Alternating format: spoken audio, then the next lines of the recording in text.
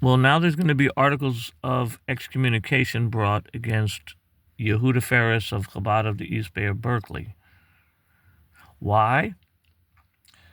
The three siblings of the cancer patient Levi Yochanan, who passed away in January of 2020 after fighting severe cancer for 6 years, nominated Yehuda Ferris to be his trustee and wrote a trust, and the trust said, give the man's siblings $30,000 each. And if they don't get it within 9 months, it should be an interest-bearing lien on the property at 10% interest a year until paid in full. And it never happened. Also, the siblings put $80,000 in, no, $70,000 was found in cashier's checks in the house, and they were turned over to the trustee. And he never gave the siblings their inheritance. They are owed $30,000 plus 10% interest every year that they don't get it. And today, August 19th, his crazy lawyer, Will Rogers, is lying through his teeth to the judge that he made an offer to the siblings and to especially to the man's brother of $30,000. He never did make he never made an offer of $30,000.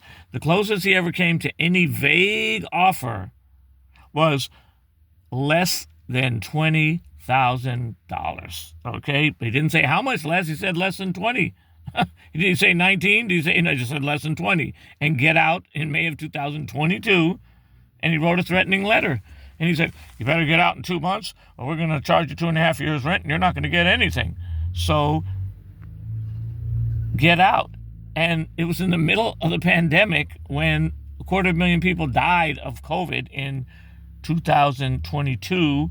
And the man who was living at the house, the brother, was almost 65 years old. He's supposed to get up and go live out in the street when all these quarantines and shelters in place and nobody's renting to anybody at all. And then today, August 19th, 2024, he said, well, we wanted to give him some money, but he just wouldn't take it because he thought that he owned the house. We offered him $30,000. He never offered anybody $30,000. He didn't offer the brother of the man $30,000. He didn't offer the sister or the other sister. He didn't, but he can lie under penalty of perjury in the probate court. This is why Yehuda Ferris is going to get articles of excommunication brought against him before a bunch of rabbinical judges. Yes, excommunication in 2024 is quite possible. It happens all the time. There is excommunication in modern times. And Yehuda Ferris is up for it because here is a man who had cancer for 6 years. He left a trust. There was $85,000 in the bank, and there was a piece of property worth, he owned half of a $2 million house. 1810 Grant Street. Go look at it. See how valuable it is. Berkeley, 94703. He owned half of it.